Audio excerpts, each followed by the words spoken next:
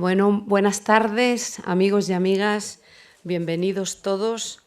Concejal de Desarrollo Económico, Empleo e Innovación, Pepe Bayón. Ponentes, querido Álvaro Gil Robles, es defensor del pueblo. Querido Rodrigo González, defensor de la ciudadanía de Segovia. También nos acompaña Vicente Palacio, director adjunto del Observatorio de Política Exterior de la Fundación Alternativas. Bienvenido, Vicente. Lo primero que quiero hacer es agradeceros a vosotros, a los tres y al concejal, por supuesto, el trabajo y vuestra presencia aquí. La mesa redonda que se va a celebrar a continuación forma parte de los actos que el Ayuntamiento de Segovia ha organizado con motivo de la Semana Europea de la Democracia Local, que viene a conmemorar la Carta Europea de la Autonomía Local firmada en el año 85. La Carta reconoce que las entidades locales son uno de los principales fundamentos de un régimen democrático. Reconoce también el derecho de los ciudadanos a participar en la gestión de los asuntos públicos y cómo, a nivel local, este derecho puede ser ejercido más directamente. Segovia se suma así a los actos que se están celebrando en toda Europa con objetivos muy claros como promover una cultura más participativa, un mejor conocimiento de las instituciones europeas y, sobre todo, incrementar la confianza de los ciudadanos en las instituciones democráticas. El principio de la autonomía local, dice la Carta Europea, debe estar reconocido por la legislación interna de los países, se refiere, y, si es posible, en la Constitución. Pero lo cierto es que la crisis económica ha puesto en evidencia dos cuestiones fundamentales. Por un lado, el papel determinante de las administraciones locales, el papel que han asumido a la hora de atender las necesidades de los ciudadanos que sufrían las consecuencias más duras de la crisis, mientras otras administraciones miraban hacia otro lado. Y, por otro, ha puesto de manifiesto cuán endeble es eso de la autonomía local. En España, la Administración Central del Estado ha limitado la autonomía local con medidas como el techo de gasto, entre otras, con las que se ha intentado compensar el déficit del Gobierno central, de la Administración central y de las comunidades autónomas con el superávit forzado de los ayuntamientos. Amigos y amigas, me tenéis que permitir este pequeño desahogo aquí, entre amigos, nunca mejor dicho, porque los ayuntamientos hemos sufrido y estamos sufriendo mucho. En una reunión reciente de alcaldes en Madrid, con la indignación de alcaldes de todos los signos políticos, se reconocía que hay ciudades que tienen hasta 50 millones de euros en remanentes que no pueden utilizar porque la ley no lo permite, y al tiempo están viendo degradarse los espacios urbanos o teniendo problemas para poder afrontar económicamente la prestación de los servicios que son de su competencia o para poder atender las necesidades que surgen en las familias y en los ciudadanos de las diferentes localidades. Por lo tanto, creo que este es el momento, sinceramente, este es un momento cuando estamos conmemorando la Carta Europea de la Autonomía Local para, en primer lugar, reclamar, reivindicar la autonomía local, que en este caso en nuestro país está en estos momentos estrangulada. Pero sobre todo, y poniéndome ya en un planteamiento más positivo, aunque tenía que decir esto, si hablamos de autonomía local es fundamental decir la verdad, y aquí es el lugar para decirla.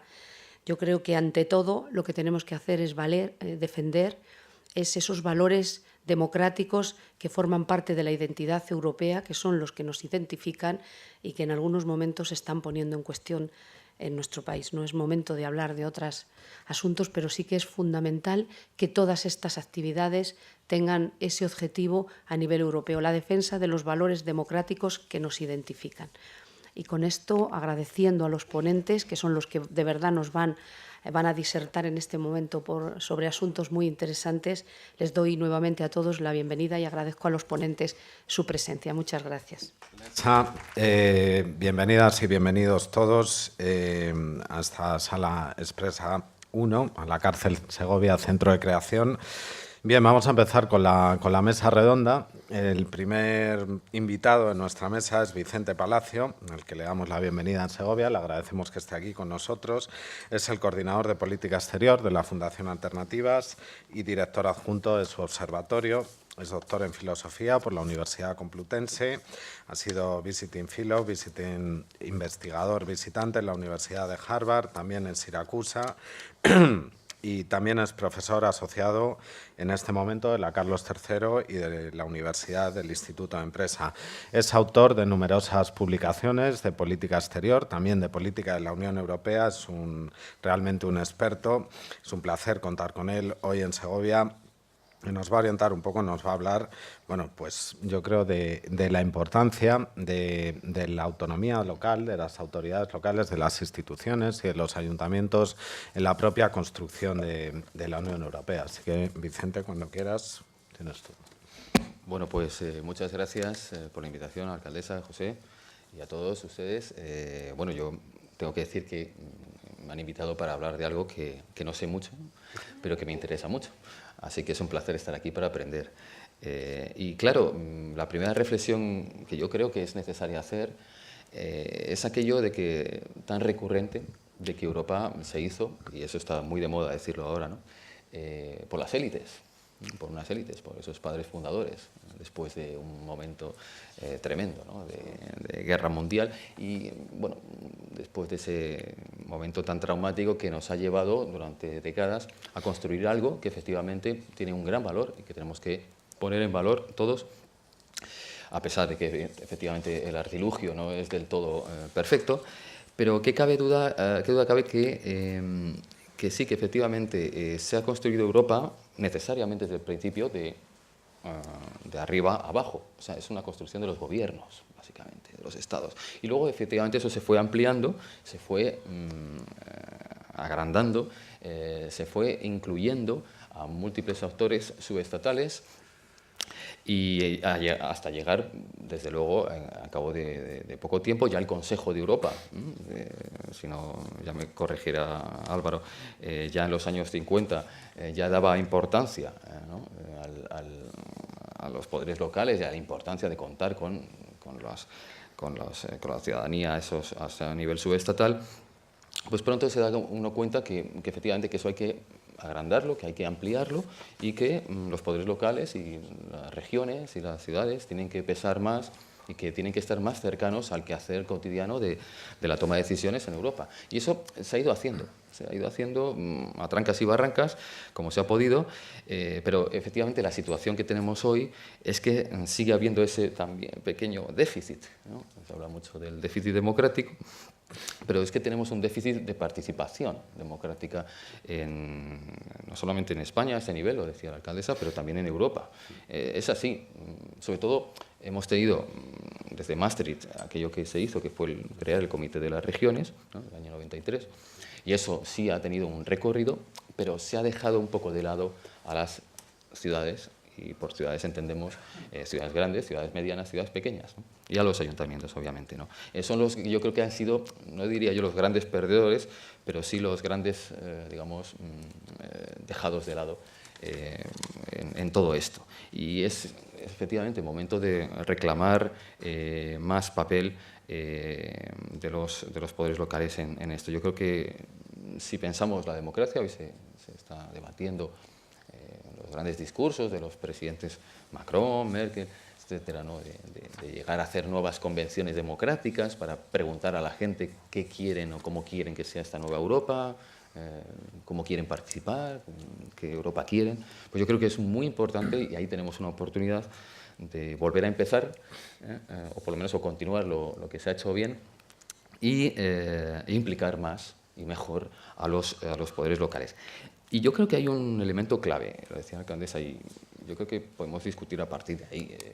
Claramente, y esto también se reflejó en la Constitución del 78, bien, se dejó abierta la puerta al desarrollo de estatutos de autonomía, aquellos que lo quisieran, al final lo quisieron todos, como sabemos, pero las ciudades y los ayuntamientos no digamos, no obtuvieron gran parte de la tarta, ¿no? Los que tuvieron gran parte de la tarta a nivel de poderes, y eso tenía que ver mucho con la financiación y con la capacidad legislativa y con la capacidad de financiación, fueron las comunidades autónomas.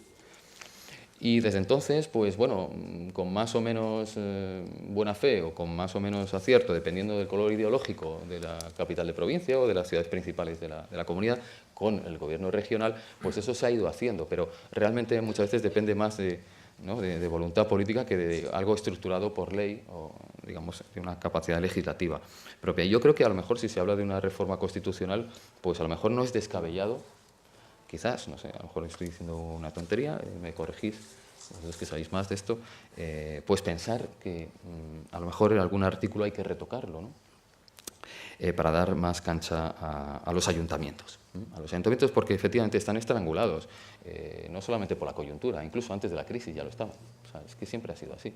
O sea, al final, bueno, el exceso de competencias, pues el número de competencias es mayor, excede con mucho la capacidad que tienes para pagar esto, ¿no?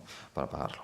Y es así, tiene que ver mucho con la capacidad impositiva. Bueno, estas son reclamaciones que llevan muchos años haciéndose y, insisto, no me voy a alargar mucho en este primer turno, creo que ahí es donde tenemos que poner grandemente el foco. Nosotros en la Fundación Alternativas quiero decirles que está a su disposición. Hemos hecho muchos trabajos de buen gobierno y participación local. Hemos tratado mucho este tema desde muchas perspectivas, también no solamente desde el gobierno electrónico, ¿no? Para fomentar la participación, sí nuevas técnicas informativas para informar, ¿no? La pedagogía que se tiene que hacer a la ciudadanía, esto es muy importante, y también lo que tiene que ver con los presupuestos participativos, ¿no? Que los hemos imitado desde aquellos tiempos de los años 90 de Porto Alegre y todo aquello, ¿no? De los brasileños. Nosotros hemos tenido mucho a los brasileños en Madrid, explicándonos, bueno, cómo hicieron eso en los 90 y cómo han ido implementando y mejorando toda esa maquinaria participativa de las ciudades allá, ¿no? Yo creo que hay mucho que hacer ahí y yo terminaría diciendo que si repensamos Europa y la democracia, tenemos una oportunidad de nuevo. También, no solo en España, como digo, si se plantea una reforma del tipo que sea, territorial, y a nivel europeo, para tomarnos en serio de nuevo esto. Quiere decir dar más poder dar más poder a los soviets, ¿no? Bueno, pues dar más poder a las ciudades, ¿no?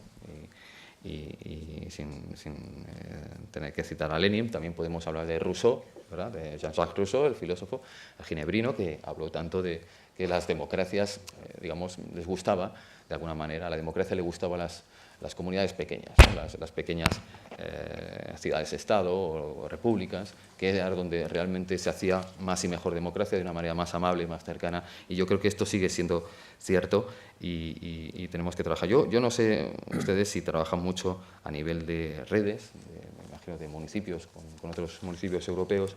Creo que esto es fundamental para crear esa alianza. Si se quiere avanzar en ello, hacer una masa crítica, únanse y digan, bueno, estamos aquí, queremos más poder, ¿no?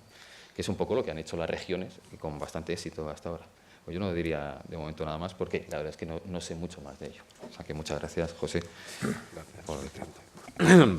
Bien, muchas gracias. Bueno, vamos a seguir con un turno. Has planteado una serie de cuestiones que, bueno, yo creo que después vamos a tener oportunidad de debatirlas, pero antes vamos a dejar que Álvaro y Rodrigo hagan una exposición.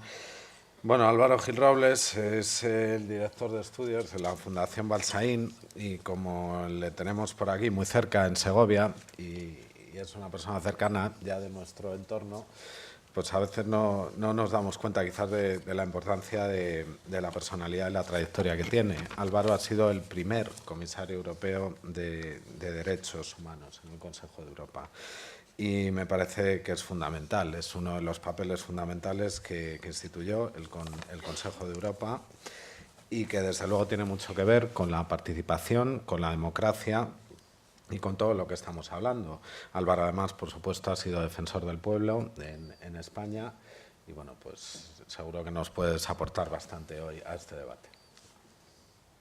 Me toca. Te toca. Pues cuando me dices todas estas cosas me doy cuenta de lo anciano que soy ya, ¿no?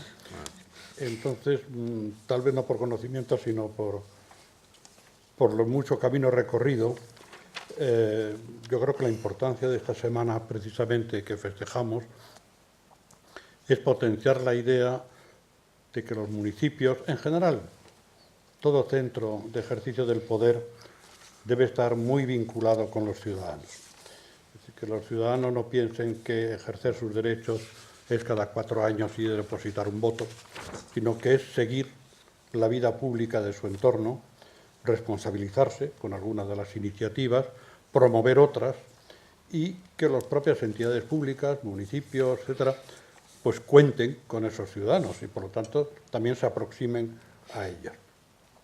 Eso es lo que decía el Consejo de Europa en su famosa resolución, convocando a hacer la democracia más vivida en el primero de los planos en el que el ciudadano se encuentra en contacto con los poderes públicos. Porque eso del Estado le queda un poco lejos, pero en cambio los transportes públicos, la sanidad, la educación, eso está en el terreno de cada día y por lo tanto ahí tiene mucho que decir el ciudadano organizado o individual, pero todo el tejido asociativo de organizaciones no gubernamentales que participan, que impulsan, que, digamos, vigorizan el funcionamiento de las administraciones locales es muy importante. Es crítico, y debe ser crítico, pero al mismo tiempo positivo y participando.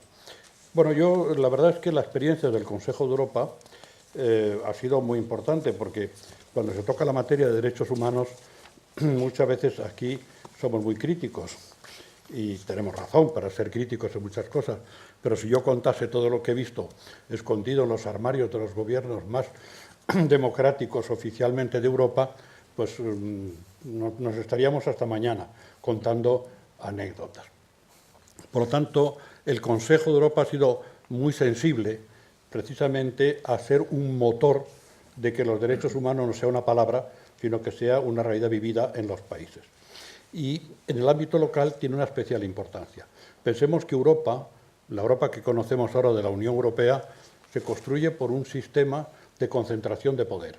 Es una relación entre Estados que crean una estructura supranacional y, por tanto, es una dialéctica siempre entre el Estado, el gobierno del Estado y el gobierno supranacional, la Comisión, el Consejo o el Parlamento.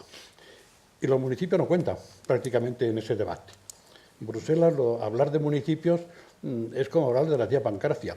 Es decir, allí no cuenta eso. Cuenta lo que dice el señor Macron, o cuenta lo que dice la señora May, o cuenta lo que dice el Estado. Y eso hay que romperlo de alguna manera. Porque Europa es más que los gobiernos, es más que el Estado. Europa es la población articulada alrededor de sus municipios, de sus regiones, de sus provincias, etc. Ahí es la democracia mucho más vivida. Y eso es lo que ha potenciado el Consejo de Europa. Y lo ha potenciado en la estructura de la Unión Europea, que somos los países más desarrollados, digamos, políticamente y en cuanto a democracia, y en el entorno, donde hay algunos que no son precisamente tan desarrollados en materia de derechos humanos.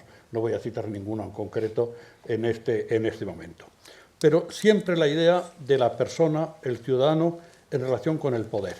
Allí donde se ejerce el más cercano, hacer ese poder más humano, más democrático, con su participación y con su exigencia. Terminaría diciendo que es un poco frustrante pensar que, bueno, yo prácticamente cuando me fui del Consejo de Europa se estaba aprobando el protocolo adicional a la Carta Europea de Autonomía Local, que recordaréis que es muy importante, la que da vida al famoso Congreso de Poderes Locales de Estrasburgo, que es la alternativa a la Asamblea del Consejo de Europa, pero elegida por representantes de los municipios y de las provincias, de las regiones. Da la casualidad que se hace un protocolo para potenciar precisamente el derecho de participación de los ciudadanos en el 2009 en Utrecht y hasta hoy lo han ratificado 16 de los 47 países. Y desde luego España no, ni tampoco Francia, ni tampoco Reino Unido, ni tampoco Alemania, ni Austria, ni otros como estos. Lo ha hecho Albania, en fin, etcétera, ¿no? Entonces, ahí hay algo que reivindicar decir, que no se hacen protocolos, no se hacen acuerdos internacionales para luego dejarlos en un cajón. Entonces, de alguna manera tendríamos que decir que ahí hay un compromiso incumplido. Y me paro. Vale, ¿cómo andar? Muy bien, pues desde luego has sacado muchos temas, pero bueno, vamos a dar la palabra a Rodrigo González. Rodrigo González hoy representa un poco, bueno, encarna realmente la participación ciudadana, la participación a nivel local, en una figura que es la del defensor del ciudadano de Segovia, una figura histórica en nuestra ciudad, de muchos siglos y de mucha trayectoria, que hemos tenido que, bueno, pues que desde el ayuntamiento, desde el gobierno municipal, le damos mucha importancia. Rodrigo antes ha sido también profesor de universidad, es filósofo, profesor universitario, tiene una amplia trayectoria en movimientos sociales y culturales, y yo creo que, como digo, pues nos puede hablar de primera mano de lo que significa la participación ciudadana, de lo que le llega a él, del contacto que tiene con los ciudadanos aquí en Segovia. Pues buenas tardes, muchas gracias. La verdad es que cuando me invitasteis a estar aquí sentado, dudé porque decía Vicente que no sabía mucho de Europa y algunos no solo no sabemos, sino que hasta desconfiamos. Pero bueno, por aquello de la habilidad a la hora de encajar mi situación, pensé que era mejor dar la vuelta a la tortilla. En lugar de hablar de Europa, yo prefería hablar de Segovia en Europa.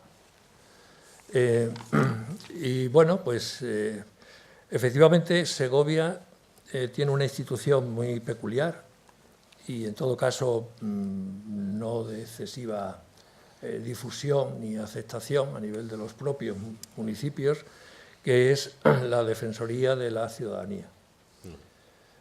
Todos conocemos, por lo menos deberíamos conocerlo, que hay un defensor del pueblo europeo, que hay un defensor del pueblo a nivel del Estado español, que esa figura se replicó en todas las comunidades autónomas, como no. Cada comunidad autónoma, bueno, excepto dos, tienen defensores del pueblo con denominaciones muy distintas. En Castilla y León, como recordaréis, se llama el procurador del común. Es un término bastante bello, entre otras cosas. Y a partir de ahí también se empiezan a promover defensorías locales. La primera que se establece en España fue la de Lérida, la de Lleida, en 1990. Y a partir de ahí pues, han ido constituyendo defensorías locales en bastantes municipios. Lógicamente, muy pocos. Si comparamos en España los cerca de 4.000 municipios que existen, pues muy pocos. Lo cierto es que Castilla y León, solo y exclusivamente el Ayuntamiento de Segovia, tiene defensor de la ciudadanía. Y bueno, pues la verdad es que respecto a Europa, la defensoría de la ciudadanía en una ciudad pequeña como Segovia, yo creo que merece algunas reflexiones que yo me he permitido apuntar y que brevemente sugiero, también de entrada, para que después incluso discutamos, porque yo creo que lo más interesante sería que interviniéramos todos.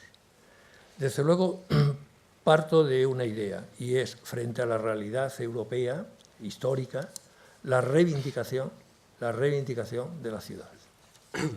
Es más, me atrevería a decir que si Europa es algo, es porque es una Europa de las ciudades. Y esto, históricamente, sería indiscutible. Pero la Comunidad Económica Europea y la Unión Europea ha ido un poco a la contra. Cuando estudiábamos incluso en historia, en filosofía, en arte, etcétera, etcétera, la historia de Europa, los grandes movimientos, los grandes acontecimientos, casi siempre los vinculamos más que a estados y a reinos, los vinculamos a ciudades. Hablamos de Atenas, hablamos de Florencia, hablamos de París, hablamos de... etcétera, etcétera. O sea que, primera cuestión, reivindicar la ciudad. Y reivindicar que si Europa es algo, no solo será la Europa de las regiones, sino la Europa de las ciudades. Por otra parte, si somos ciudadanos, es porque somos habitantes de la ciudad. y no solo por una cuestión etimológica, sino también por una cuestión de identidad, por una cuestión de reivindicaciones, por una cuestión de participación, en fin, por muchas razones. Así que la primera cuestión que yo me plantearía desde la institución que ahora ocupo y defiendo es la absoluta defensa del planteamiento municipal, del municipalismo.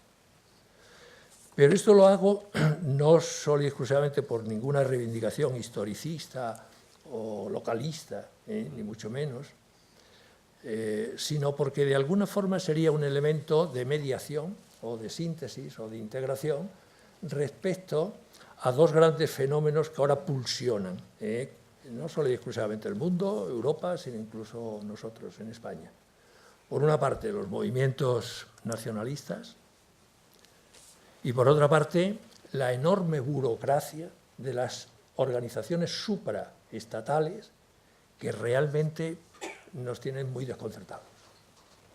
Entonces, entre el nacionalismo y el burocratismo, la verdad es que yo creo que hay un tercer sector que merecería la pena no solamente reivindicar, sino que creo que tiene un protagonismo muy especial, que es justamente la Europa de las ciudades. Realmente yo me atrevería a decir que me siento ciudadano europeo en la medida en que me siento ciudadano de una ciudad que está en Europa y que evidentemente tiene una serie de reivindicaciones, de problemas comunes, de aspiraciones comunes, de ideales, etcétera, etcétera. No voy a plantear temas concretos de la Defensoría, pero sí que me gustaría decir dos o tres cuestiones que de alguna forma soy capaz de convertir un poquito en idea o en categoría a partir de anécdotas. Lógicamente, a una defensoría local llegan problemas a veces muy menores, llegan problemas a veces incluso anecdóticos, llegan problemas cotidianos. Pero el interés que puede tener un trabajo como el que yo ahora represento es ser capaces de, con el ciudadano, con la ciudadanía, con las personas, ser capaces de introducir un elemento de reflexión crítica que, a poco hábiles que seamos, cuestionan otros muchos problemas. Y algunos de ellos los voy a plantear. Uno, desde la reivindicación más sencilla, por un problema de una multa de tráfico, por un problema de un talón de un impuesto, o por un problema de cualquier conflicto con la administración local, nosotros estamos realmente recuestionando toda la fundamentación, la legitimación y la práctica democrática que tenemos delante. De tal forma que cuando hablamos, y yo creo que es una convicción vivida por todos, de la insuficiencia de la democracia representativa, lo que de alguna forma nosotros estamos reivindicando desde el municipio, desde las prácticas cotidianas de gobierno, estamos reivindicando una democracia participativa y estamos reivindicando incluso una democracia deliberativa. Y evidentemente es una secuencia que se retroalimenta. No queremos decir que vayamos sustituyendo modelos de... No, los necesitamos todos. Pero de sobra sabemos que votar cada 4 años es manifiestamente insuficiente. Es más, buena parte de la desafectación, de la actitud recelosa, incluso de distanciamiento y crítica de la ciudadanía en general, es precisamente contra ese sistema de gestión democrática. Y esto en el ámbito urbano, en el ámbito ciudadano, en el ámbito local, se observa de una manera palpable, absoluta, también a otros niveles, por supuesto. Entonces, a través de una defensoría, introducimos elementos de participación, de transversalidad, en último término, de democracia más directa, donde caben no solo y exclusivamente las personas, los ciudadanos y las ciudadanas, sino también las asociaciones. El momento asociativo dentro del ámbito urbano, dentro del ámbito ciudadano, es de enorme importancia. Ya sé que todo esto a nivel de Europa, Álvaro decía antes que los municipios prácticamente es la acordarse de la tía no sé qué decías. Bueno, pues imaginaros ahora los movimientos ciudadanos más de base. Pero a su vez, una democracia participativa funciona si evidentemente nosotros somos capaces de deliberar, en último término de discutir, en último término de dialogar. Así que, a pesar de todos los déficits que se quiera plantear respecto a la democracia deliberativa, yo creo que una de las principales funciones cuando se atiende a un ciudadano es, aparte de oírle, aparte de escucharle atentamente, que me parece que es la primera función del diálogo, primero escucha, decía don Antonio Machado, pues bien, aparte de escucharle, es fundamentalmente trabajar con él, incluso desde un punto de vista pedagógico, el ejercicio de la democracia, no solo y exclusivamente participativa, sino deliberativa. Y pensar que evidentemente el ciudadano y la ciudadana son protagonistas de la gestión que se está haciendo en ese municipio desde el punto de vista democrático, desde el punto de vista de integración, desde el punto de vista de inclusión. Así que, fijaros, una de las preguntas que yo me suelo hacer casi todos los días es cómo nosotros somos capaces, a partir de pequeñas experiencias, de constituir una democracia ética y políticamente eficiente. Hablamos de eficiencia a otros niveles, y yo esto me lo aplico también a nivel democrático. O sea, donde dejemos de una vez todos los planteamientos esencialistas y naturalistas, quizás uno de los problemas serios que ahora tengamos respecto a la democracia es que hemos asentado de una vez por todas que somos demócratas. Y claro, cuando nos ha surgido problemas con la democracia, realmente no sabemos qué hacer. ¿Por qué? Porque ser demócratas no es una cuestión solo de un artículo de la Constitución o del conjunto de los artículos de la Constitución o de cualquier otro tipo de regulación normativa. Ser demócrata es fundamentalmente, y eso es lo que significa la democracia deliberativa, no solo votar, no solo participar, sino sobre todo vivir. O sea, sé que la democracia fundamentalmente se tendría que convertir en un estilo de vida. Y ese estilo de vida pasa fundamentalmente por superar esencialismos que muchas veces nos han convertido en ciudadanos vagos, o como muchas veces en ciudadanos simplemente quejosos. Estamos acostumbrados a pedir, porque el Padre Estado, o quien sea Europa, a través de cualquiera de los grandes fondos de subvenciones, de apoyos, etcétera, etcétera, nos tienen que dar. Entonces yo creo que habría que revertir esa idea, y habría que revertirla convirtiendo la democracia en un estilo de vida y no solo en un mecanismo de contabilidad. Termino porque no quiero extender ni descompensar con el resto de los participantes. Yo, a su vez, reivindicaría una palabra que últimamente estamos utilizando mucho y que, sin embargo, si cualquiera de los clásicos que nos legaron generosamente esa palabra levantaran la cabeza, se quedarían bastante asustados, ¿no?, de cómo la estamos utilizando, que es la palabra diálogo. La verdad es que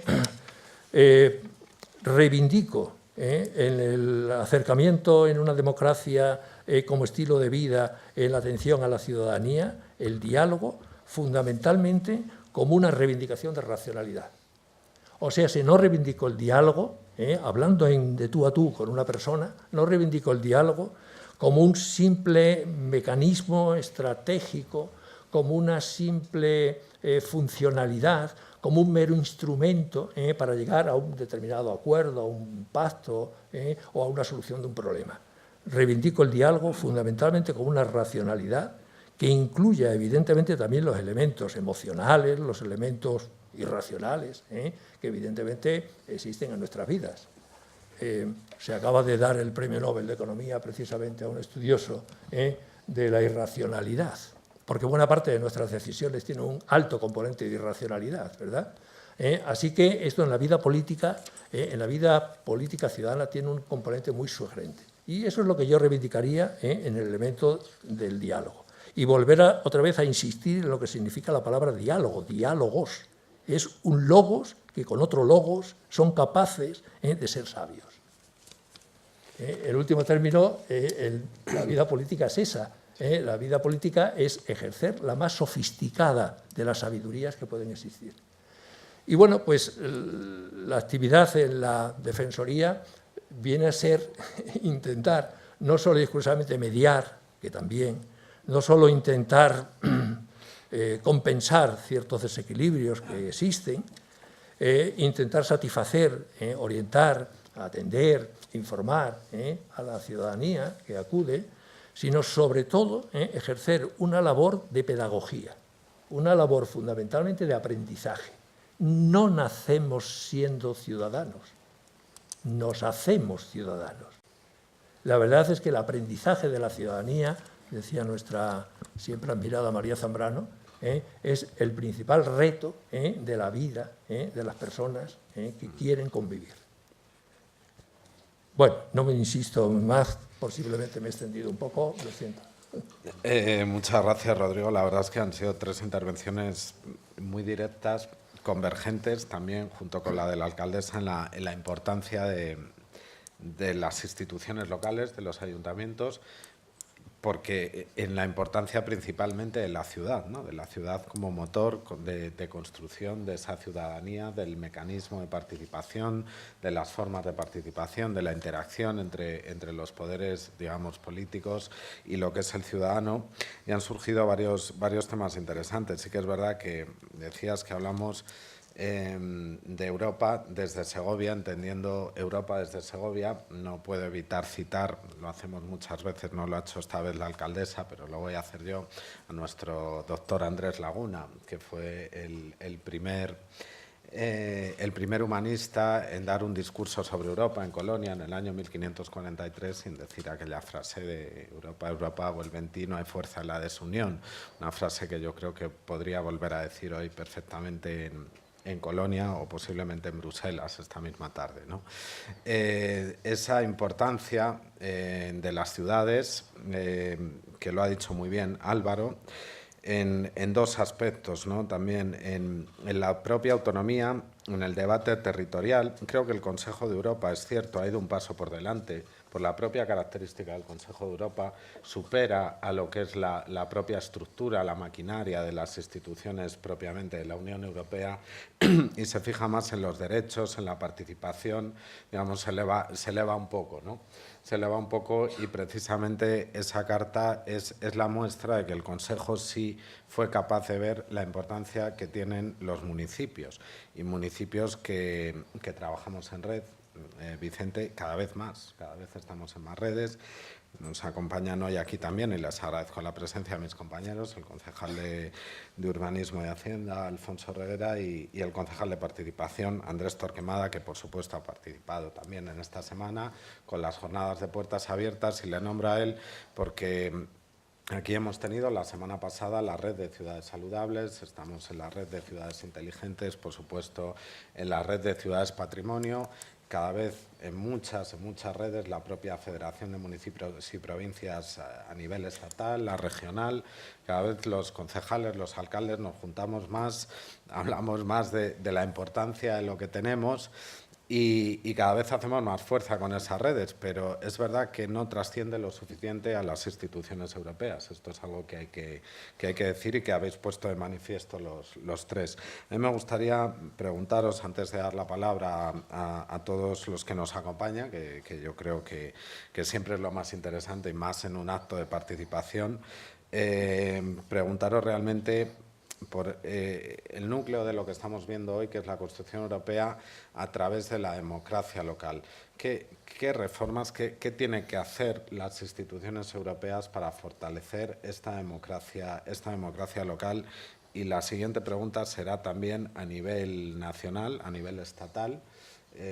Lo dejaba entrever Vicente en esas posibles reformas de la Constitución que hablamos, y que desde luego hablan siempre de autonomías, pero se olvidan de ese carácter histórico de las ciudades como germen de la democracia y de la participación. ¿Qué pensáis vosotros que tienen que ser los mecanismos que desde Europa, quizás empiezo por ti, Álvaro, que lo conoces bien y lo has dejado antes entrever un poco, las instituciones europeas tienen que... Demasiado bien, como decía aquel, ¿no? Pero Vicente, adelante. Que... No, yo sí, no, la verdad es que Abre fuego. Sí, no, abro fuego. Gracias, Álvaro, pero yo no lo sé. Es evidente que estamos en un momento, se dice, ¿no?, de retorno del intergubernamentalismo, ¿no?, donde las instituciones europeas han perdido relativamente cierto peso. Bueno, yo no diría que ha ocurrido eso con el Parlamento Europeo, porque la verdad es que ha ganado peso, ¿no? Lo que pasa es que en el conjunto, como la Unión Europea ha ganado, digamos, más peso, y lo que hace la Unión Europea determina todavía más que quizás hace unos años, puesto que la integración ha avanzado y ahí está el euro, ahí están las políticas económicas, fiscales, etcétera, ¿no?, la política exterior, todo, ¿no?, seguridad. Pues claro, es difícil en este momento plantear algo de ese tipo. No es fácil, ¿no? Porque, bueno, hay que convencer a tus gobiernos, ¿no?, que vayan allí y digan, no, hay que abrir un nuevo canal, hay que abrir una nueva vía y hay que articular esto de la Europa de las ciudades que estamos hablando, ¿no?, la Europa de los municipios. Bueno, ¿quién lo va a hacer? Bueno, pues evidentemente tendrá que haber una presión desde abajo. Tendrán que ser los propios a nivel nacional, a nivel estatal, a nivel territorial, en este caso España, pues habrá que, ustedes tendrán que hacer esto, ¿no?, de alguna manera. Es parte del trabajo pendiente, ¿no?, que hacer. Y obligar al gobierno, digamos, incluya en la agenda esto, ¿no?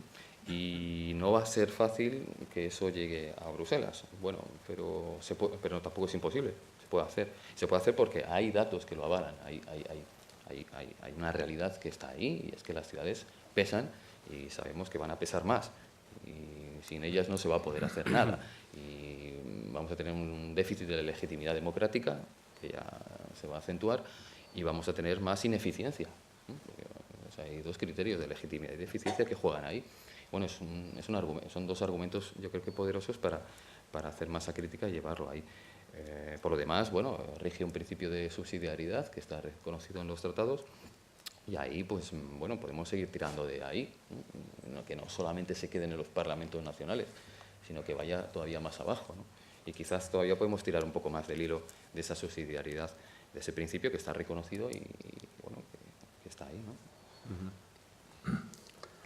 Bueno, no es fácil de contestar esa pregunta por la propia naturaleza de la Unión Europea, ¿no?, en sí misma, que es una entidad que a los ciudadanos nos aparece como muy lejana, como muy en la distancia, que solo nos preocupa en tanto en cuanto no funciona lo suficientemente bien como nosotros queremos, porque mientras la economía va bien y el sistema va bien, pues poca gente piensa en lo que se hace en Bruselas. Pero en cambio, cuando las cosas vienen mal y encima la Unión Europea no sabe reaccionar bien ante la crisis con unos criterios políticos positivos, solidarios, etcétera, sino que aplica unas tácticas que hemos criticado tantas veces, entonces el ciudadano se ve muy lejos de aquella superestructura cuando él lo está pasando muy mal en el nivel más primario, el primer nivel de la sociedad. ¿Cómo se puede resolver eso? Bueno, yo creo que lo primero es que la Unión Europea tiene que entender que Europa es algo más que un conjunto de estados, que son poblaciones, que son personas. Por eso se habló de ciudadanía europea, no olvidemos el artículo 8 del Tratado de Maastricht, no es una palabra vacía, ciudadanos somos todos, con derechos y con obligaciones, y cómo hay que acercarse a ese ciudadano, hay que escuchar a ese ciudadano. Y ahí hay una pequeña crítica que nos tenemos que hacer un poco todos también. Por ejemplo, decimos, hay falta de democratización de las instituciones europeas. Es cierto porque los estados se resisten, porque el Consejo, que es la reunión de jefes de Estado y de Gobierno, no quiere perder poder. España quiere tener la voz de España, Francia la de Francia, volver y decir hemos conseguido esto, hemos arrancado esto, en vez de decir hemos construido esto para todos en Europa, ¿qué es lo que he conseguido yo para los míos? Es una filosofía que tenemos que cambiar, como tenemos que cambiar la filosofía de la participación en las elecciones al Parlamento Europeo. Claro, el Parlamento Europeo tiene más competencias hoy que ha tenido nunca en su historia, pero en Europa vemos las elecciones al Parlamento Europeo muy lejanas. Las elecciones al Congreso de los Diputados las vivimos con una pasión enorme, o las regionales, autonómicas, pero eso, el Parlamento Europeo, parece que ahí mandamos los políticos de segunda regional, es decir, el que no vale para el Congreso lo mandamos al Parlamento Europeo, que es un inmenso error político, porque allí se están resolviendo cuestiones claves para la economía y la política nacional. Y parece que eso no nos importa tanto.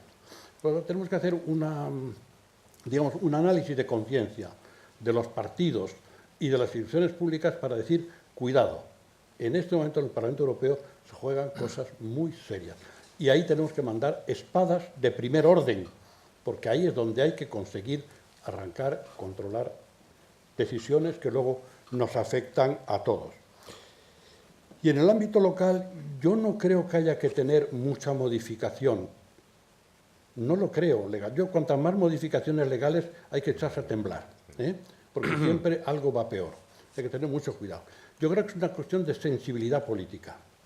Para que un municipio contacte con sus ciudadanos no hace falta más que tener sensibilidad política para entender que durante los 4 años hay que conectar con los ciudadanos, hay que preguntarles, hay que hacerles consultas, hay que hacerles participar, hay que apoyar a las asociaciones, a las ONGs, a los que se ocupan de los más necesitados, que no puede, ahí donde no puede llegar lo público, está la sociedad civil trabajando, pues hay que apoyar esas iniciativas, me da igual que sea en el deporte, que en la sanidad, que en las personas discapacitadas, etcétera, tantos espacios en los cuales ese diálogo entre el poder municipal y sus ciudadanos a través de sus organizaciones puede ser muy fluido, no hace falta ninguna ley, ninguna norma, hace falta sensibilidad política para conectar y los ciudadanos para participar. Y luego no puedo resistir a algo que ha hecho Vicente, que es decir, la necesidad de reformar la Constitución. Totalmente de acuerdo, desde hace muchos años que lo estamos pidiendo ante el silencio general del campo de garbanzos nacional. Hace falta cambiar la Constitución. La hicimos el año 78, ha llovido mucho y hay cosas que hay que cambiar y hay que mejorar. No voy a entrar ahora en el fondo de la cuestión del disparate nacional que estamos viviendo, pero lo que sí es cierto, Vicente, es que yo tengo miedo que si hacemos la reforma de la Constitución, en el ámbito local me refiero, entremos en la desaparición o no de las diputaciones. Podemos decir que desaparezcan las diputaciones. No va a aumentar en nada las competencias locales ni el poder local. Se va a potenciar el poder autonómico regional. Se va a centralizar todavía más las competencias. No se van a beneficiar la autonomía municipal ni la vida municipal. Simplemente, en vez de ir a la capital de provincias, hay que ir a la capital de la región a pedir, a implorar, etc. O sea, yo tengo ahí mi duda. Otra cosa es que hay que democratizar las diputaciones. Ese es otro tema distinto, Probablemente ahí coincidimos. Ahí hay que entrar a fondo y hacer que la gente elija a los diputados directamente. Muy bien. Eso sí que es un cambio de fondo importantísimo. Pero no veo si entramos en ese cambio, que toquemos ese punto. Muchas veces no se quiere hablar de esto porque políticamente es delicado, pero si entramos en la reforma constitucional, abrimos un melón en el que esto necesariamente tendremos que tratarlo y abordarlo, porque es parte de la reordenación territorial de España. Pongo ahí mi interrogación. Y de luego quiero felicitar a Rodrigo porque he encontrado en él mi mejor espíritu como defensor del pueblo de la época. ¿Sabes, Rodrigo? Cuando yo contaba estas cosas a un importantísimo gobernante de la época, no voy a decir tampoco el nombre, que me decía, es que tú como defensor del pueblo, nosotros nos ha elegido el pueblo y estamos gobernando. En el fondo tú eres un opresor del pueblo. Digo, vaya hombre, lo que me faltaba. O sea, te critico al gobierno y soy opresor del pueblo por criticar al gobierno. Pero no, o sea, que te animo a que sigas adelante, aunque te llamarán opresor de algo seguro, en algún momento. O sea, que tranquilo. Bueno, nos tiene entretenidos, eso por lo menos, seguro. Sí. De todas formas, con relación al debate que tenéis ahora, me gustaría una cosa fundamental, y es recuperar lo que posiblemente nunca debimos perder de Europa. Y es que nos acordamos de la economía, nos acordamos, en fin, de no sé cuántos protocolos, tratados, etc. Pero olvidamos que también existe, y me parece que es fundamental no olvidarlo, que junto al Tratado de Maastricht, etcétera, también existe un convenio de derechos humanos, también existe un tratado de derechos humanos de la Unión Europea. Quiero decir que realmente a veces nos fijamos más en esa Europa, como tantas veces ha dicho, de los mercaderes frente a la Europa de los ciudadanos.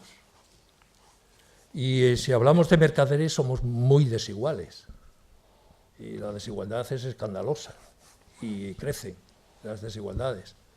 En cambio, si hablamos de ciudadanos, aspiramos a ser iguales. Entonces, a mí me gustaría que no olvidáramos esa dimensión. Y en ese sentido me gustaría que no olvidáramos dos propuestas que surgen de abajo, no a nivel de Estado, sino a nivel de ciudadanías y a nivel de ciudades, y que posiblemente estamos tomando muchas veces como referencia de actuación concreta en el ámbito incluso del diálogo y de la mediación ciudadanas, que son, por una parte, la Carta Europea de Salvaguarda de los Derechos Humanos en la ciudad y la posterior Carta Agenda de los Derechos Humanos en la ciudad. La verdad es que esos no son textos propuestos desde las instancias superiores para que después haya un proceso de adhesión al rango que sea, convenio, tratado, etcétera, etcétera, con un mayor o menor carácter de vinculación. No, eso ha surgido de abajo. Y Marsella y Barcelona. Exactamente, eso surgió del famoso Acuerdo de Barcelona, el famoso reunión, y luego a partir de ahí un montón incluso de reuniones posteriores, y hasta que se firmó la Carta en el 2000 en Saint-Denis, en Francia, y a partir de ahí surge un movimiento asociativo de las ciudades que hoy han firmado esta Carta, si no recuerdo mal, 460 y tantas ciudades, y además he de decir que el país que más ciudades ha sumado a esa Carta Europea de Salvaguarda de los Derechos Humanos en la ciudad es precisamente España, con 167, si no me falla la memoria, ciudades grandes, Barcelona, etcétera, etcétera. Según tengo entendido, Madrid no lo ha firmado, pero sé que está en trámites de firmarlo, hasta incluso ciudades de pequeña proporción. En Segovia hemos propuesto que se firme, que nos sumemos a esa Carta Europea de Salvaguarda de los Derechos Humanos, porque de alguna forma es la reivindicación desde la ciudad de aquellos grandes ideales, de aquellos grandes valores que realmente dieron sentido y deberían seguir dando sentido a Europa. Porque lo que realmente nos ha causado un enorme distanciamiento con Europa, aparte de ese burocratismo que no entendemos y que nos resulta lejanísimo, es que Europa se ha pervertido desde el punto de vista de otros intereses que evidentemente no nos han afectado a todos por igual, sino más bien lo contrario.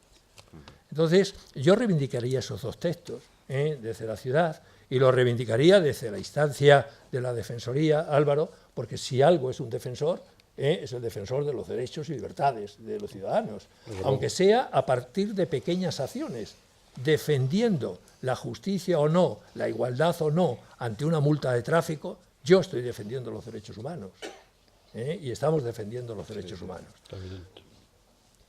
Bien, gracias. Bueno, pues yo creo que era una de las grandes cuestiones que estaba encima, que habéis planteado los tres dentro de lo que son los sistemas de representación política, que en definitiva son los sistemas de representación ciudadana, esa combinación de legitimidad y eficiencia, y esa propia construcción, esa propia génesis de la Unión Europea, muy basada inicialmente en el acuerdo comercial y que siempre que ha tratado de avanzar en la ciudadanía, en los conceptos de ciudadanía, se ha encontrado con los poderes estatales y nacionales y le ha costado, ¿no? Yo creo que esa ordenación del territorio a todos los niveles, desde europeo, estatal, nacional, autonómico, provincial, los tenemos todos, la habéis tratado un poco, y antes de dar la palabra al público, me gustaría preguntaros brevemente por lo que yo creo que es el otro reto que habéis dejado entrever antes y que es evidente, ¿no? Que son los nuevos mecanismos de participación. Es claro que toda la transformación que estamos viviendo en muchos ámbitos, también transformación digital, participativa, hace que los ciudadanos vayan a participar de otra manera, que las administraciones podamos tomar decisiones también de otra manera. Y me gustaría ver un poco cómo lo entendéis vosotros, cómo lo enfocáis. La Fundación Alternativas, Vicente, sé que tenéis muchos estudios sobre esto, sobre lo que se llama el e-government, el gobierno electrónico, en red, etcétera. Me gustaría preguntaros a todos, preguntarte a ti también cómo veis estos modelos nuevos de participación ciudadana. Sí, hemos hecho muchos estudios al respecto y, bueno, vosotros lo conocéis, habéis, me imagino, debatido estos días, ¿no?, acerca de ello y bueno, no es todavía una ciencia, pero bueno, sí que hay identificados, ¿no?, unos parámetros, ¿no?, que pueden mejorar la participación a nivel local, y eso es tanto presencial, se ha dicho aquí, ¿no?, a nivel asociativo.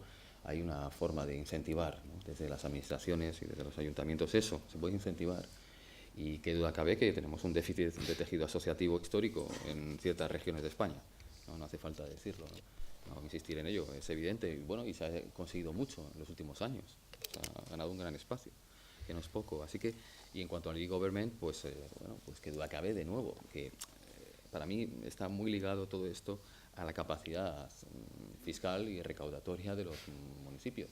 Porque al final, bueno, pues tienes que poner ordenadores, tienes que poner internet, bueno, ¿y de dónde sale ese dinero? ¿Quién paga eso?, ¿no? Y al final, bueno, tienes una escasez de recursos o incluso de un excedente que no puedes utilizar, como mencionó la alcaldesa anteriormente. Y entonces, pues, tanto ese aspecto como el que mencioné anteriormente, el de cómo se participan los presupuestos locales, bueno, si resulta que lo que tú puedes manejar al final es un 10, un 15%, que es lo que nuestros estudios han calculado en ciudades de menos de 10.000 habitantes, no sé cómo está en Segovia, pero realmente no se puede controlar más del 15% de lo que de tu presupuesto total, porque lo demás es que depende de otras administraciones, no es algo que tú controles, depende de otras transferencias, de otros impuestos, del gobierno central o del regional, de manera que al final lo que controlas es muy poco dinero, y los recursos son importantes también para dar poder a la gente y que, bueno, pues canalice o administre eso, ¿no? Yo creo que, de nuevo, tenemos un problema grande con eso. Yo eso lo quiero ligar al tema de la reforma constitucional. Por supuesto, eso no es algo, pensamiento que tengamos elaborado. Creo que debe estar sobre la mesa, que duda cabe, a la hora de una reforma constitucional, porque, de nuevo, es que en términos de capacidad legislativa y en términos de capacidad fiscal, pues es evidente que hay un desequilibrio que es muy disfuncional en estos momentos. O sea, es que lo es, pero no solo en España, lo es a nivel europeo. Y por eso quizás, bueno, pues no sé si a través de una reforma constitucional o a través de esa construcción de Europa de las ciudades, dando una patada hacia arriba, ¿no?, a nivel europeo, y creándola a ese nivel, pues a lo mejor podemos llegar a tener mayores y mejores recursos, ¿no? No sé la vía exacta, yo, mucho menos yo personalmente la sé, pero sé que se puede avanzar, ¿no? ¿Conseguiremos hacer una Constitución europea, Álvaro? Yo creo que se intentó hacer una constitución antes de reformar la española, y la cosa no funcionó porque algunos países no lo entendieron bien, y hubiese sido un paso importantísimo, que probablemente, a lo mejor, si no hubiese habido esa reacción de un par de países, hoy estaríamos en otro tono completamente distinto. Pero yo creo que la participación, lo he dicho antes, los modos de participación, a mí me parece que hay que conjugar dos cosas. Uno es la real participación de los ciudadanos, la posibilidad que tengan de participar en la vida local, pero no de gobernar la vida local. Hay que tener cuidado. Es decir, una cosa es la participación y otra cosa es el régimen asambleario de decisión. Para eso se elige cada 4 años unos responsables. Esos responsables no son propietarios del poder, son gestores del poder. Por lo tanto, ahí es donde debe haber esa conexión con el ciudadano en el día a día, que yo no doy cuenta cada 4 años, en el fondo doy cuenta cada día, y además le atraigo a usted, le tengo a usted, le escucho, en lo que creo que tenga la razón, se la doy y le hago participar. Entonces hacemos algo mucho más vivido, pero sin pasarnos. Yo en el segundo exilio tuve que vivir en Suiza año y pico, y aquello era una paranoia general, porque Suiza tienen la obsesión de hacer referéndum cada 8 días sobre algo, pero hacen referéndum sobre si se cambian o no las cabinas telefónicas de un pueblo, de un sitio a otro. Claro, gobernar municipalmente o cantones en Suiza es algo esquizofrénico, porque se reúnen X firmas, que son muy pocas, y un referéndum porque no nos gusta que las cabinas, recuerden, telefónicas estén en un sitio. Pero después para algo más grave. Se hace referéndum para que no reconozcamos los derechos de los extranjeros, y ahí aparece la xenofobia detrás. Hay que tener mucho cuidado en ese balance, en la participación de la ciudadanía no se convierta en movimientos que vayan contra el sistema democrático también. Es decir, los mecanismos de gobierno tienen que funcionar, no pueden quedar trabados por una pseudo-democracia de estar todo el día preguntando, porque mira, no, para eso no elijo, no señores, lo elijo para que gestionen, ¿no? Ese balance hay que hacerlo con cuidado, y yo creo que lo que hay que tener es aceptar esa cultura política de que me eligen y hago lo que me da la gana, en 4 años.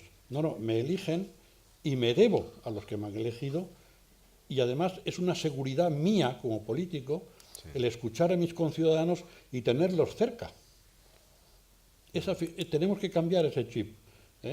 No estoy hablando del caso de Segovia, que es muy excepcional, que así funciona, porque incluso hay una concejalía de participación.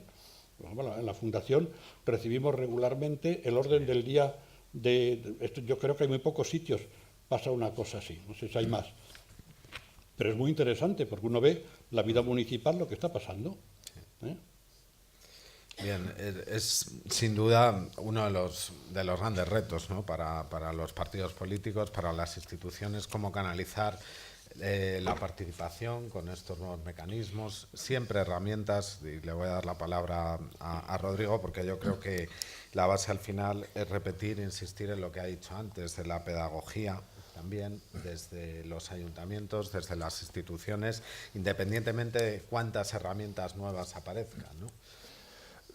Sí, alguna matización. Vamos a ver. Hay un principio importantísimo en casi toda la legislación europea, pero concretamente en la Carta Europea de Autonomía Local, que es el principio de subsidiariedad entre las distintas organizaciones, ¿no?, entre los distintos niveles de ejercicio del poder, ¿no? Pues ese principio de subsidiariedad, desde luego en España, yo creo que es el típico contraejemplo. O sea, es el típico ejemplo de que no funciona, ¿no? Es más, yo creo que aquí lo que tenemos es la clara experiencia cotidiana de conflictividad permanente, incluso de enfrentamiento, o a veces incluso de paralelismo. A veces organizaciones municipales, autonómicas y por supuesto estatales y europeas parece que van en paralelo, pero de subsidiariedad, de complementariedad, en absoluto. E incluso es curioso, cuando España, que lo hizo tarde, firmó, ratificó y a nivel de tratado la Carta Europea de la Autonomía Local, hizo una salvedad, porque se podía hacer, se podía firmar toda la carta, pero sacando en esa firma algo que no interesaba. Es curioso, se sacó el punto 2 del artículo 3, que justamente excluía la elección directa de los órganos locales no municipales, o sea, por ejemplo, las diputaciones. Curioso, fue lo único que España dijo, no, esto no lo vamos a aceptar. Vamos a aceptar que haya una representación democrática, directa, tal, exceptuando el punto 2 del artículo 3, que eran justamente, que eso también forma parte de la autonomía local. Porque la autonomía local no solo y exclusivamente son los municipios, sino que son también las organizaciones intermedias que tienen que ver con los municipios. En España en concreto, las diputaciones. Pero también las diputaciones y también las mancomunidades y también otras muchas organizaciones que existen en España, regulando a veces sectores muy particulares, como el agua, por ejemplo, en Canarias o en Valencia, bueno, en fin, aquí también. Entonces, es curioso cómo a veces tenemos organizaciones, niveles de ejercicio de la representación que no solo y exclusivamente cumplen el principio de subsidiariedad, de complementariedad, sino incluso más bien de oposición, lo cual realmente es un poco deprimente. Otra cosa, en la propia Carta, uno de los temas que más insiste es en la proporcionalidad de recursos financieros de los ayuntamientos para poder ejercer, desde un punto de vista eficaz y eficiente, las competencias que asume. Yo creo que si algo existe en España a nivel municipal, es una absoluta ruptura entre recursos y competencias. Es más, recientemente a los municipios les han venido competencias donde tienen recurso cero, asignación presupuestaria cero, con lo cual realmente es hasta, como se suele decir, una jugada perversa, ¿no? Y finalmente, yo creo que sinceramente nosotros podríamos hacer una reforma constitucional, una reforma territorial, y aspirar incluso a una constitución europea, etcétera, etcétera, pero si solo y exclusivamente se hace cumpliendo aquellos principios que la propia Unión Europea ha puesto encima de la mesa. El principio de solidaridad, el principio de igualdad, el principio de subsidiariedad y, por supuesto, el principio de participación responsable hacia una gestión transparente. Yo creo que con que esos principios los lleváramos a la práctica cotidianamente, sin grandes declaraciones, el tema cambiaría sustancialmente. Muy bien, pues muchas gracias. Está claro que el tema de la posible reforma constitucional, de la ordenación del territorio, en fin, de las diputaciones, son temas que están encima de la mesa, que saldrán tarde o temprano, y has nombrado los dos principios que engrasan un poco toda la maquinaria europea desde los primeros tratados, desde el Tratado de Roma del 57, que son la proporcionalidad y la subsidiariedad. Sin ellos dos no se puede construir la Unión Europea. Y tampoco quizás la autonomía local. La autonomía local, y cito a la alcaldesa y a otro alcalde ilustre que decía que a un ayuntamiento, a un alcalde, lo que no le compete le incumbe, ¿no? Y eso hace que muchas veces, al ser la primera referencia de los ciudadanos, tengamos que responder a cuestiones para las que no tenemos dotación presupuestaria o no tenemos ni siquiera la propia dotación competencial. Eso es algo que habrá que debatir en su momento. Y a partir de aquí, pues a mí sí me gustaría invitar a todos los que nos acompañan a que, por favor, participen y les hagan las preguntas que consideren.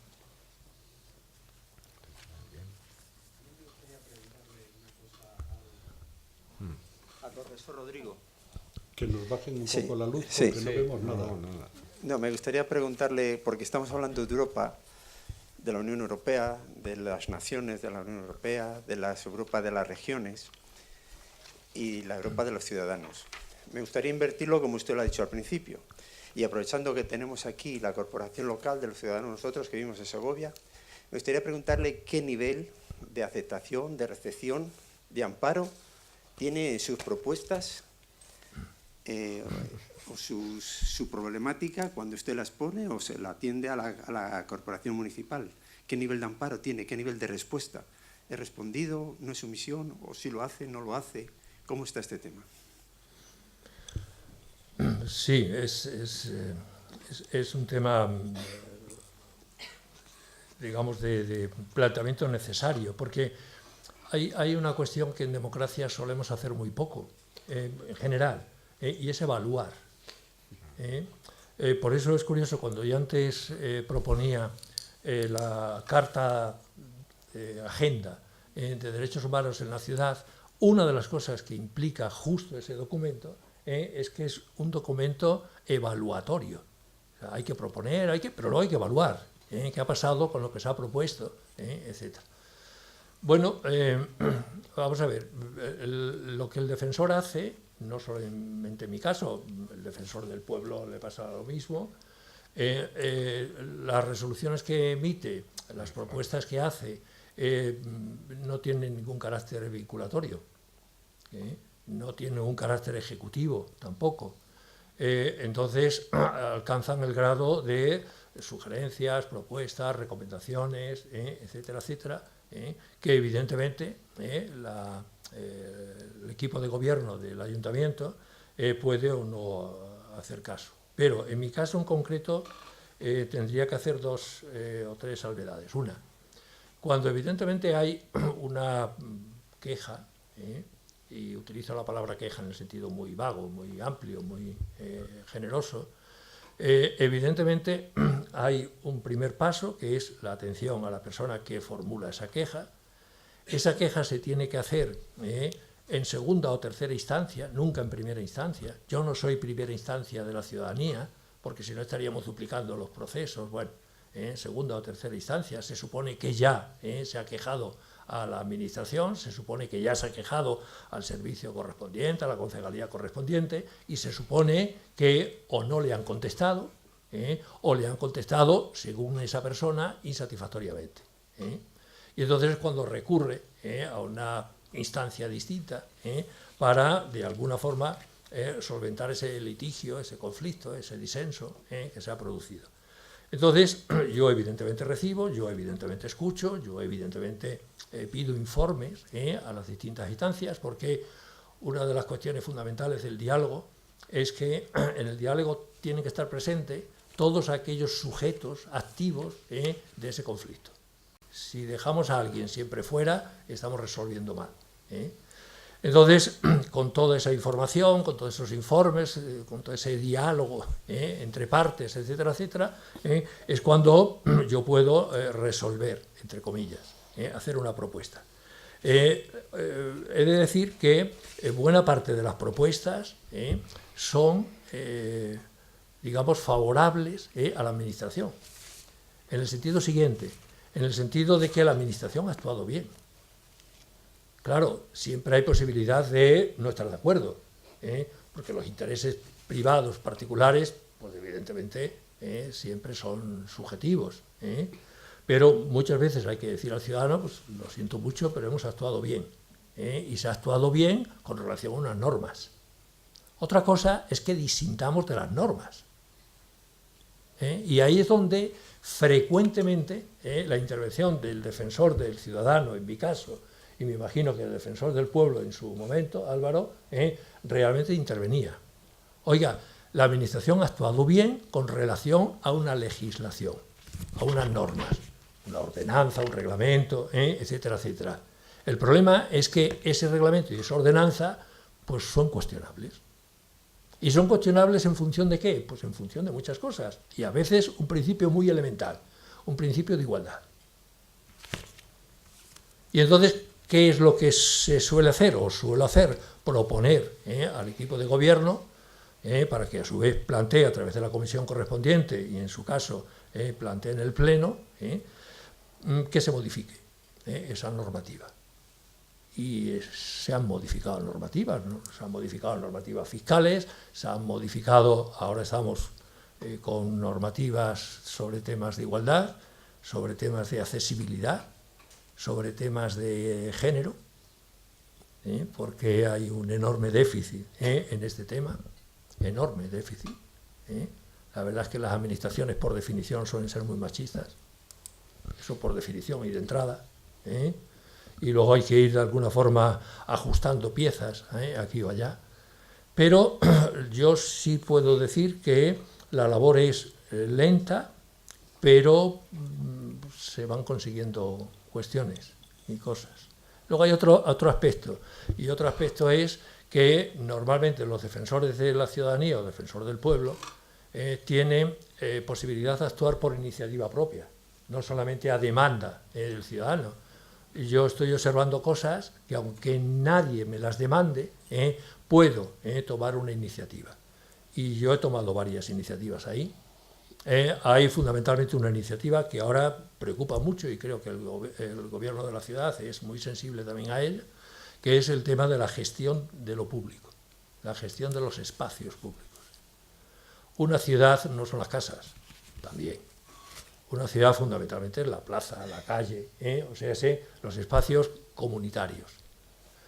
Y si algo deberíamos defender es justamente la defensa de lo común, la defensa de lo público, la defensa de aquello que, no siendo de nadie, en particular es de todos. Yo creo que justo ahí es donde deberíamos poner el máximo énfasis. Y sí que hemos elaborado pues, una propuesta, yo creo que bastante ambiciosa, para que se modifiquen ordenanzas y se actúe con bastante, digamos, rigor sobre la gestión del espacio público.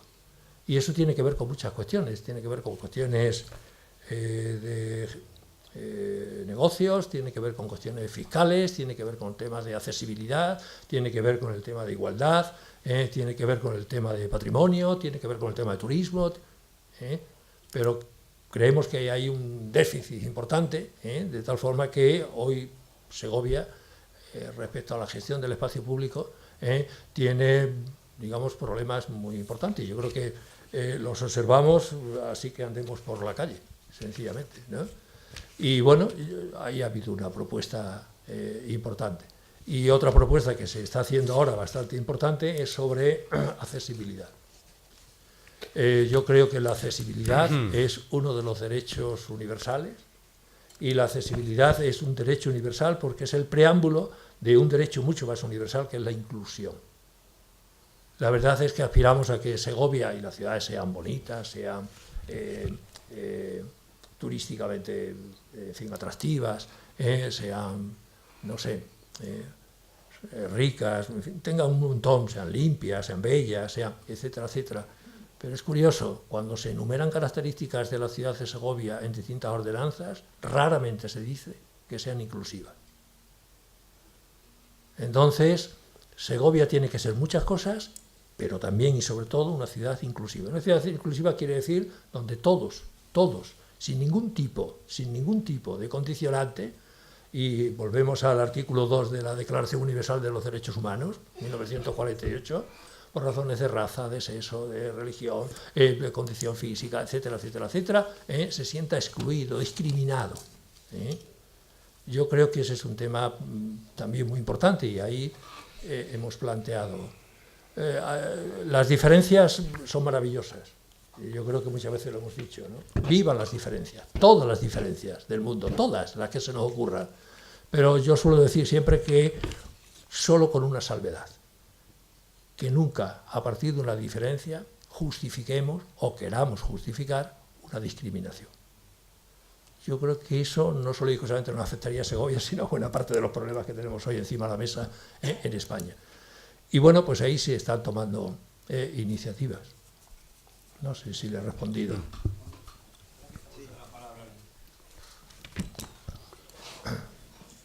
Le pregunto, ya ha dicho usted que sus decisiones son vinculantes. A mí. Usted sí lo ha dicho, el que no es vinculante sus decisiones, como es obvio. Pero ¿me quiere usted decir lo que tarda usted en dar una respuesta a los ciudadanos cuando le hacen una consulta? ¿Qué tiempo? Pues muchas veces más de lo deseado. Y muchas veces más de lo deseado por varias razones, y es un objetivo muy prioritario, de que las respuestas, así como la atención puede ser muy inmediata, normalmente estamos atendiendo a las personas casi en el mismo día que piden la cita, pero sin embargo las respuestas a veces se dilatan, pues por varias razones. Una, porque hay que dar parte a las distintos sujetos que intervienen en ese proceso. Y si yo pido un informe a 2 servicios y 3 concejalías, pues evidentemente a veces las respuestas son más inmediatas, otras veces se demoran más, y a veces es entendible también, porque hay informes que son muy complicados, técnicamente muy complicados, A veces incluso hay informes que tienen procesos de mediación incluso judiciales. No hay que olvidar que las defensorías por definición son instancias extrajudiciales. Entonces, en la medida que haya algún paso donde haya una mediación judicializada, yo entre otras cosas tengo que parar mi actuación, porque lo dice el estatuto y por la lógica del sentido común. Entonces, quiero decir con esto que a veces hay respuestas que se dilatan. Incluso me atrevería a decir otra cosa. A veces hay respuestas que convendría dilatar. Pero no por olvido, ni por vagancia, sino por mantener abierto ese diálogo en espera de que construyamos una respuesta consensuada que vaya más allá de la simple atención a la legalidad vigente. Y eso, sinceramente, mi experiencia me dice que hay que construirlo y que a veces no es fácil. Y que a veces exige verse, hablar, rehablar, verse con las personas en el despacho de la Defensoría, pero verse con las personas en el bar de la esquina o incluso en medio de la calle, etcétera, etcétera. Entonces, yo creo que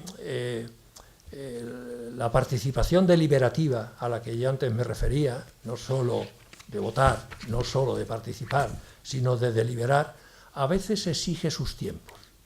Y esos tiempos no son solo y exclusivamente técnicos.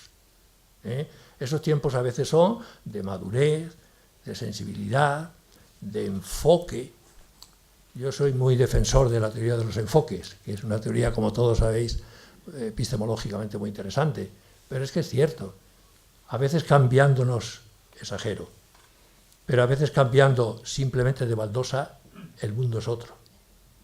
Quiero decir, que la teoría de los enfoques evidentemente nos permite ver las cosas de formas muy distintas.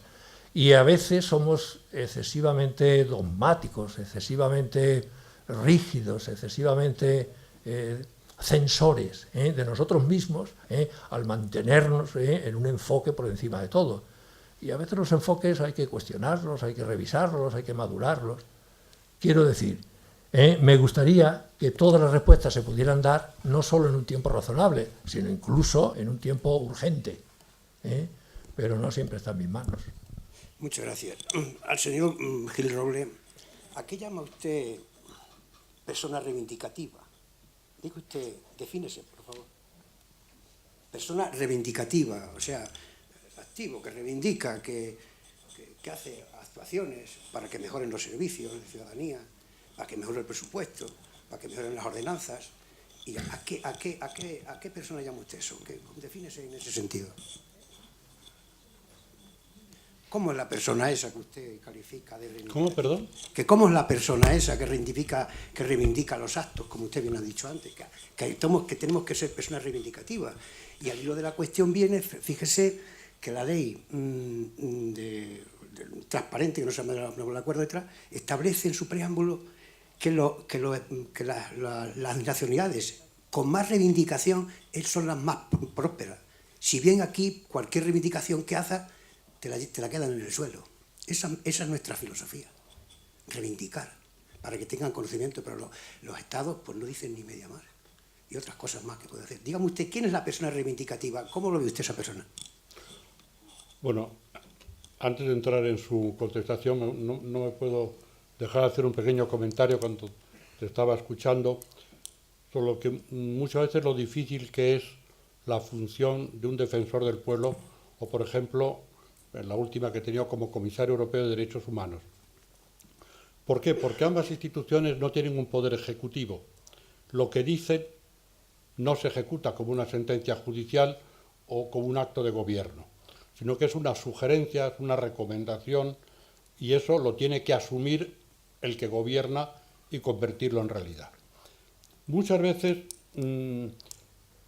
al terminar alguna de las inspecciones que hacíamos, ya como comisario muchas veces en temas muy graves de violación de derechos humanos en algún país europeo, del Consejo de Europa, por ejemplo, cuando usted se va a reunir, por ejemplo, con el jefe de Estado con el que tiene que discutir y decirle, mire, su ejército aquí está haciendo estas barbaridades, vamos a ver si le convenzo de que lo quite en la primera línea y lo sustituimos por otro mecanismo porque esto no puede continuar.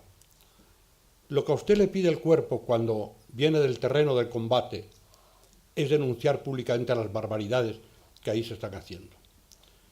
Claro, si usted hace eso, tiene la primera página del New York Times, la primera página de Le Monde, del País, etc. Pero ya no tiene usted una conversación con el jefe del Estado, ni la primera, ni la segunda, ni la tercera. Y cuando usted se va, ahí se quedan los que están sufriendo las consecuencias de ese ejército que actúa de esa manera.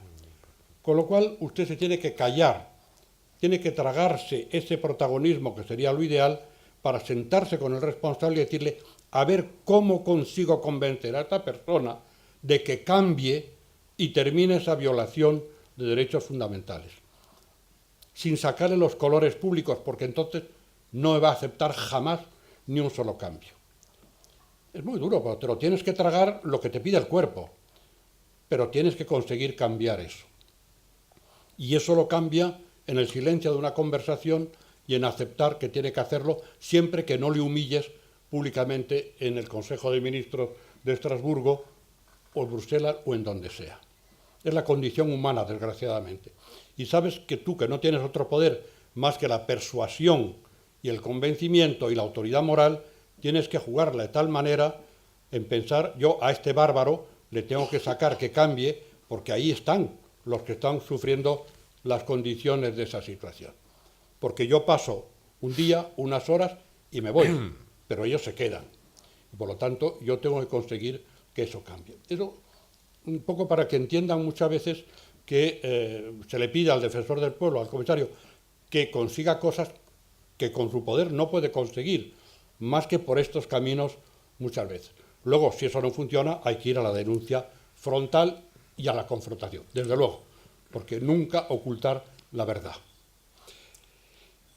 No sé si eso ha servido para entender un poco la... No, porque falta concretamente la respuesta, que no se da, respuesta por escrito, hace 5 meses concretamente a este que habla.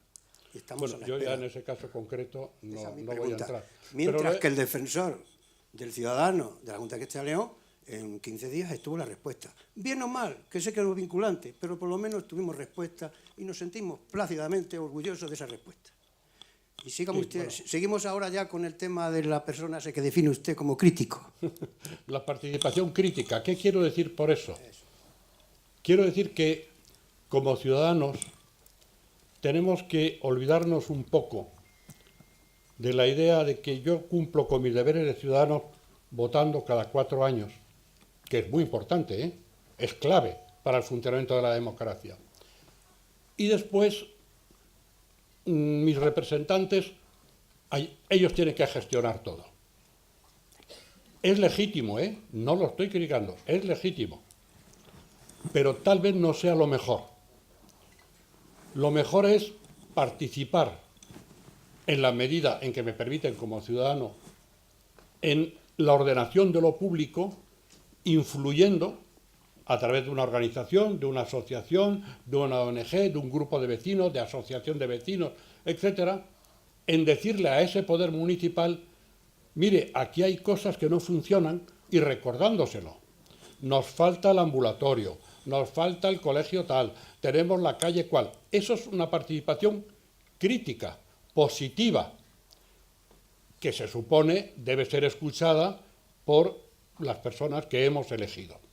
De tal manera, ya sé que eso es más fácil decirlo que hacerlo, pero hay muchas asociaciones muy operativas en España que hacen cambiar muchas cosas, mucho más de lo que usted se cree, porque, lógicamente, quien está en el poder municipal o el que sea, su imagen cuenta mucho, sobre todo si quiere seguir en la vida política, y no puede ir cada 4 años nada más, sino que tiene que trabajarse el día a día.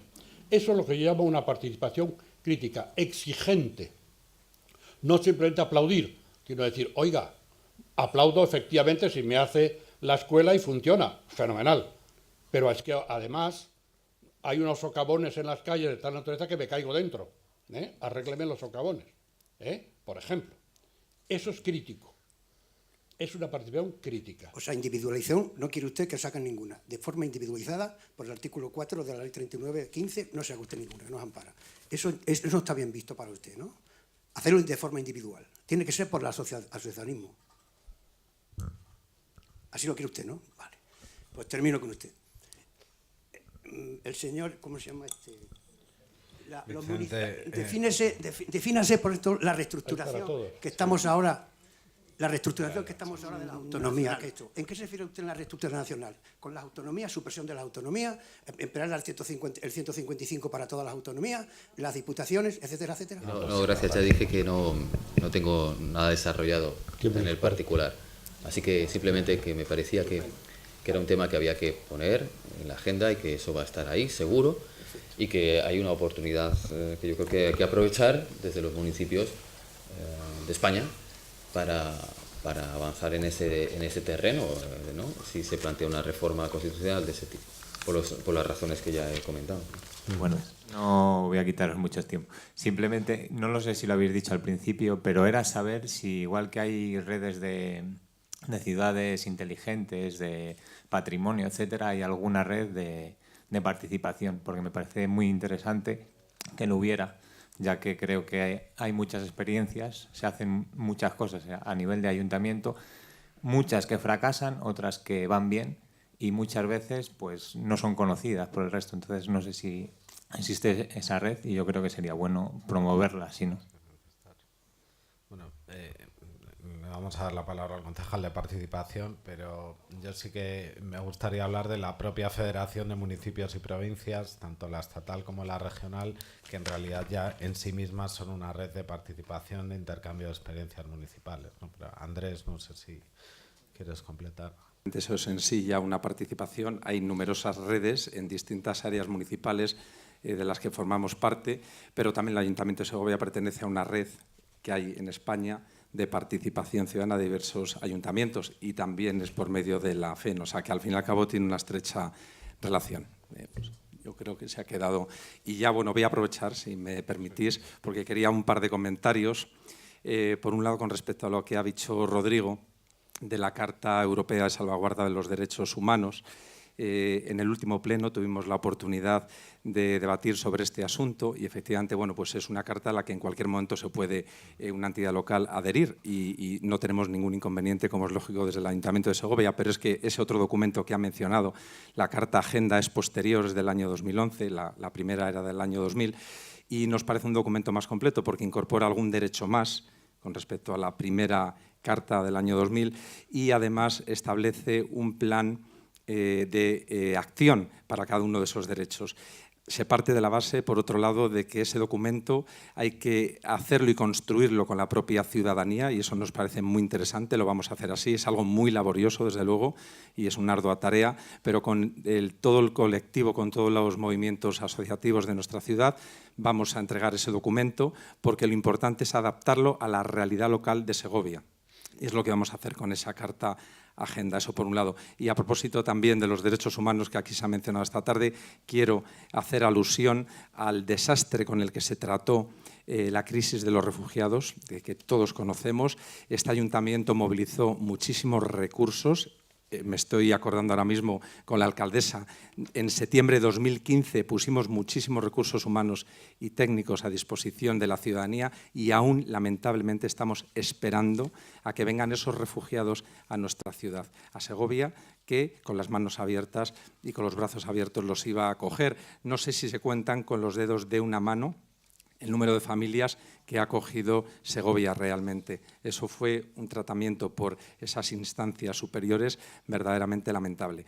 Y por otro lado, muy rápido, el comentario que ha hecho Álvaro en relación con la posibilidad de la modificación o la necesidad, mejor dicho, de las modificaciones normativas. Evidentemente la voluntad política debe existir, es prioritario, es fundamental, pero también yo entiendo que de alguna manera nos debe amparar un marco legal que permita una dotación presupuestaria adecuada, porque tenemos ese gran problema de las competencias propias, impropias, y la administración local y los ayuntamientos como entidades cercanas a la ciudadanía, los que trabajamos con ellos directamente, los que conocemos de primera mano sus problemas, debemos tener esos presupuestos y esos fondos necesarios y no que tengamos que hacer alusión tristemente a esa frase de, bueno, es que no es competencia nuestra, pero la asumimos porque, como bien ha dicho, nos incumbe, aunque no sea competencia directa. Y es triste a veces no poder llegar a hacerlo porque nos impide ese marco legal que ahora hay de financiación de las comunidades autónomas y son al final muchos intermediarios que no permite a la ciudad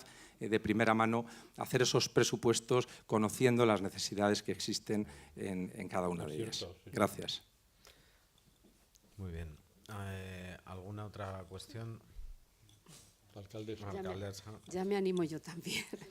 No, es en relación con algunas cosas que ha comentado Rodrigo sobre las ordenanzas municipales. Es cierto que algunas de las ordenanzas están un tanto obsoletas, son antiguas y estamos en proceso de creación, de elaboración de nuevas ordenanzas, entre ellas una sobre el tratamiento y la ocupación de los espacios públicos, otra sobre la ordenación, los usos del entorno del acueducto, por ejemplo.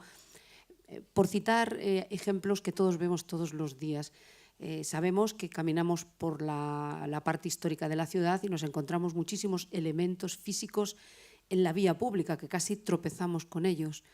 No tenemos una cobertura legal que nos ampare para retirarlos. Y lo digo porque esta alcaldesa ha intentado que Policía Local comunique a todos los establecimientos la necesidad de retirarlos en un plazo breve y, si no, retirarlos físicamente, llevarlos a los almacenes municipales hasta que procedan a su recogida los propietarios de esos elementos, que sobre todo son publicitarios, que a veces nos los encontramos junto a la Plaza de San Martín, un elemento grande con una piedra atado con una cadena, entorpeciendo el discurrir normal de la ciudadanía, creando casi un problema de movilidad, porque te tropiezas en mitad de la calle con este tipo de elementos.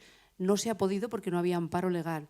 Estamos ahora mismo, como digo, elaborando una ordenanza, pero vamos a anticipar medidas a través de un decreto de alcaldía que adelante la ordenanza, porque la elaboración de una ordenanza tiene un tiempo amplio, tiene un periodo de consulta ciudadana, es decir, tiene una tramitación que se prolonga en el tiempo. Vamos a adelantarlo, como hemos hecho con algún otro aspecto, por decreto de la alcaldía para que nos dé esa cobertura legal para poder advertir a los propietarios de esos elementos de que los retiren y, si no, proceder directamente a retirarlos.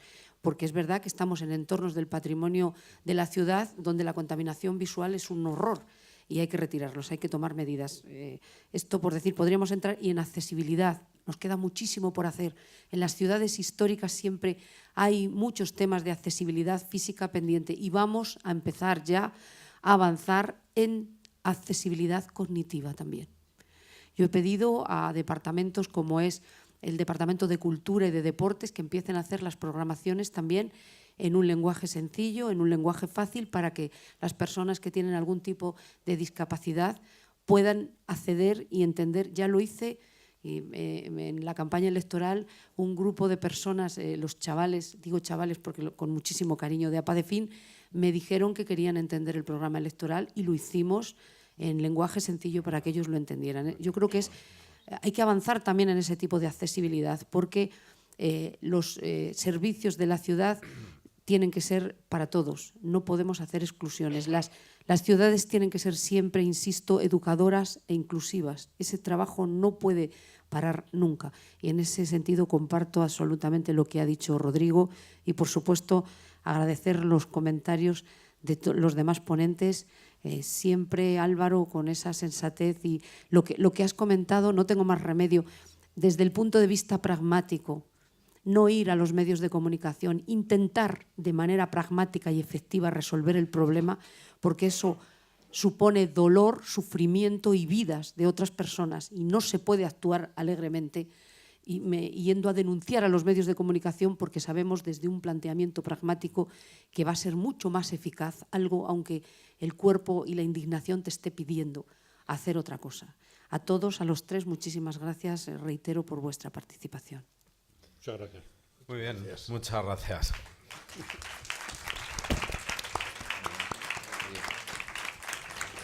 Eine schöne Götterfunken, Tochter aus Elysium.